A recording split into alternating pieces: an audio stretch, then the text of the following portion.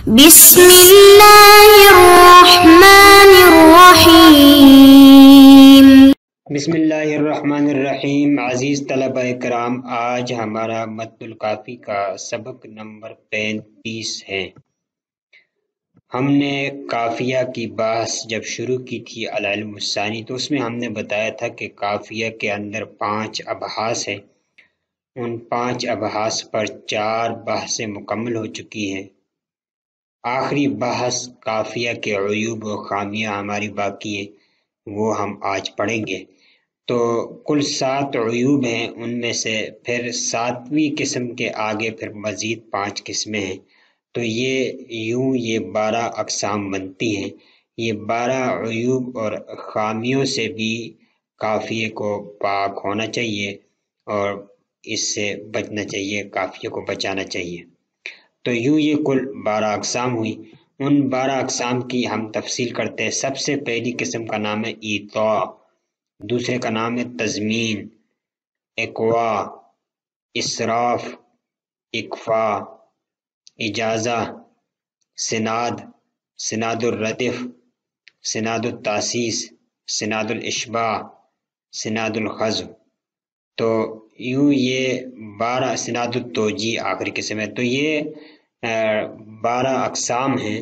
ان 12 اقسام کو ہم یہاں پڑھیں گے اور پھر کتاب میں اس کی تفصیل بھی پڑھیں گے اور اس کے بعد ہماری کتاب مکمل ہو جائے گی۔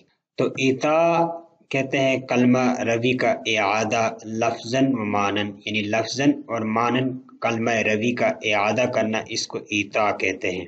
دوسری قسم ہے تضمین، یعنی بیت کا تعلق مابعد سے ہو، یعنی مابعد جو شعر ہے اس کا مابعد والے شعر سے تعلق ہو، اس کو تضمین کہتے ہیں۔ تعلق ہو کا مطلب ہے کہ مابعد والا اگر شرط ہے تو یہ اس کی جزا بن رہی ہو، اور یعنی شرط اور جزا والا تعلق آپس میں ہو تو اس کو تضمین کہا جاتا ہے۔ مابعد سے تعلق کا مطلب یہ ہے۔ اقوا کا مطلب ہے مجرا کے اختلاف ہے کسرہ اور ضمہ میں، یعنی جو مجرا ہے اس میں اختلاف ہو کسرہ اور ضمہ کے اعتبار سے، یعنی ایک مصرے میں اگر کسرہ آیا ہے تو دوسرے مصرے میں ضمہ آ رہا ہو، تو یہ ٹھیک نہیں ہے۔ ہم نے مجرا کی قسم میں پڑھا تھا کہ اس عیب سے بھی پاک ہونا چاہیے۔ اسی طریقے سے اسراف، مجرا کا اختلاف فتح اور غیر فتح میں پس ضمہ کے ساتھ، یعنی ایک میں فتح آ رہا ہے دوسرے میں ضمہ آ رہا ہے، یا ایک میں ضمہ آ رہا ہے دوسرے میں فتح آ رہا ہے۔ اکفا، روی کا اختلاف قریب المخرج حروف کے ساتھ، یعنی جو قریب المخرج حروف ہے، مثال کے طور پر ایک کے اندر ایک کافی کے آخر میں با آ رہا ہے تو دوسرے کافی کے آخر میں لام آ رہا ہے یا میم آ رہا ہے، جو کہ بالکل قریب المخرج بھی نہیں ہے، یعنی اختلاف ہے آپس میں، قریب المخرج ہونے کے اعتبار سے بھی اختلاف ہے۔ اسی طریقے سے اگلی قسم ہے اجازہ، بعید المخرج حروف کے ساتھ روی کا اختلاف ہو تو یہ بھی ایک عیب ہے۔ اسی طریقے سے سناد ہے، یہ 7ویں قسم ہے۔ سناد کہتے ہیں کہ روی سے پہلے حروف اور حرکات کی رعایت کا اختلاف، یعنی یہ اختلاف حروف اور حرکات کی رعایت نہ رکھا گیا ہو تو یہ بھی ایک عیب ہے۔ اس کی پھر آگے 5 قسمیں بنتی ہیں۔ ان 5 قسموں میں پہلی قسم ہے سناد الردف۔ سناد الردف یعنی ایک بیت میں ردف ہو دوسرے میں نہ ہو، تو یہ اختلاف ہے۔ اسی طریقے سے اگلا ہے سناد التاسیس، ایک بیت میں الف تاسیس ہو دوسرے میں نہ ہو، یہ بھی اختلاف ہے اور عیب ہے۔ سناد الاشباع، دخیل کی حرکت کے اختلاف کو کہتے ہیں، یہ بھی ایک عیب ہے۔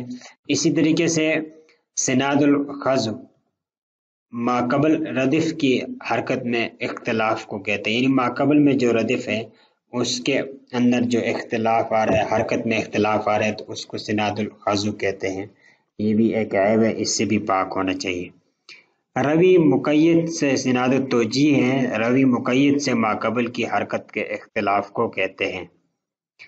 تو یہ جو ہم نے 12 اقسام پڑھی ہیں، ان 12 اقسام اور مزید ان کی مثالیں، اور ہر ایک پر تقریباً 2-2 3-3 4-4 مصروں کا شعر صاحب کتاب نے نقل کیا ہے۔ جب کتاب کی عبارت حل کریں گے، اس سے اگلا سبق ہماری کتاب کی عبارت کا ہے، تو پھر ہم اس کو بھی مکمل پڑھ لیں گے۔ اب اس کا انہوں نے ایک خلاصہ یہاں پر ذکر کیا ہے.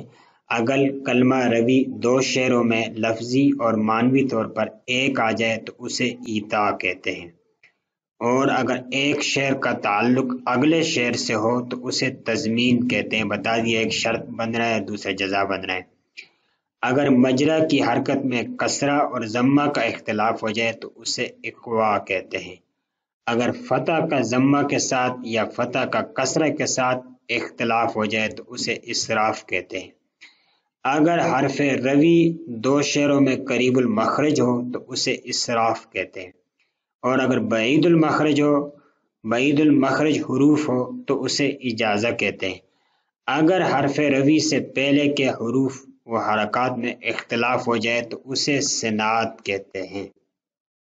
پھر سناد کی 5 قسمیں بنتی ہیں، اور اس کو کہتے ہیں سناد الردف، سناد التاسیس، سناد الاشباع، سناد الخز، سناد التوجیہ. تو یہ 12 عیوب ہیں جو ہم نے بیان کر دیے. ان 12 عیوب سے بھی قافیہ کو پاک ہونا چاہیے.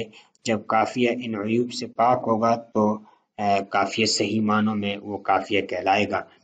تو اس ترتیب سے ہمارا یہ جو قافیہ کا العلم الثانی تھا، دوسرا فن، وہ مکمل ہو گیا ہے.